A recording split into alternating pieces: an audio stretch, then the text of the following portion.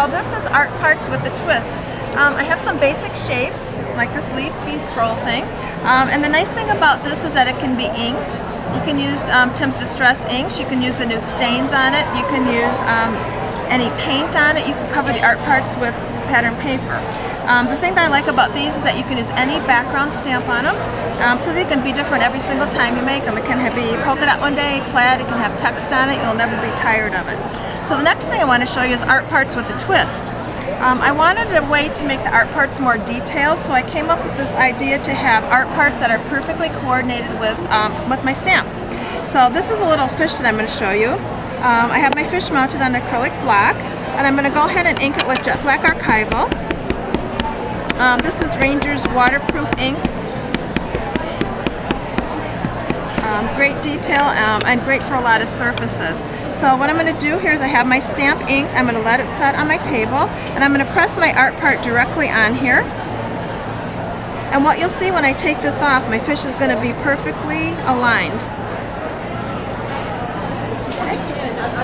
So pretty cute. So I want to dry that, because like I said, the archival ink is waterproof once it's dry, so I want to make sure that it's nice and dry. And I'm going to use the new Distress stains to go ahead and ink this guy.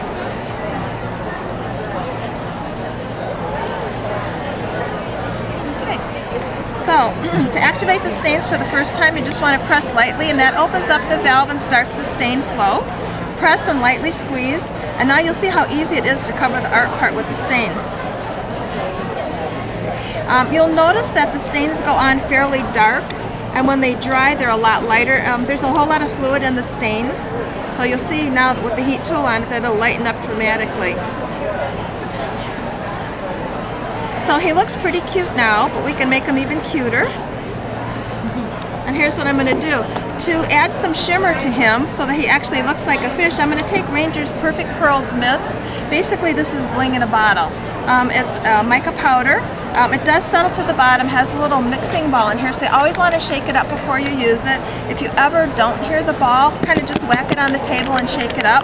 And I'll shake it until all the pigment is mixed into the fluid. Okay? So that's good to go. This is my new favorite color, bronze.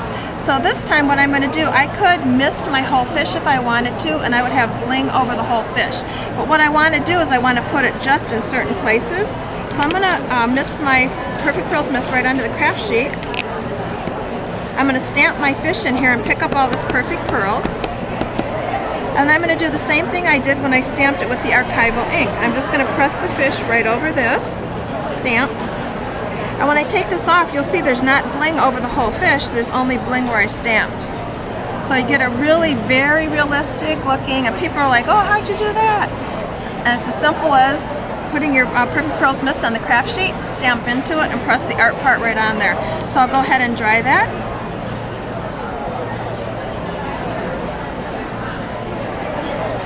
And that's Tim's new Distress Stains, Perfect Pearls Mist from Ranger, and Studio 490 art parts.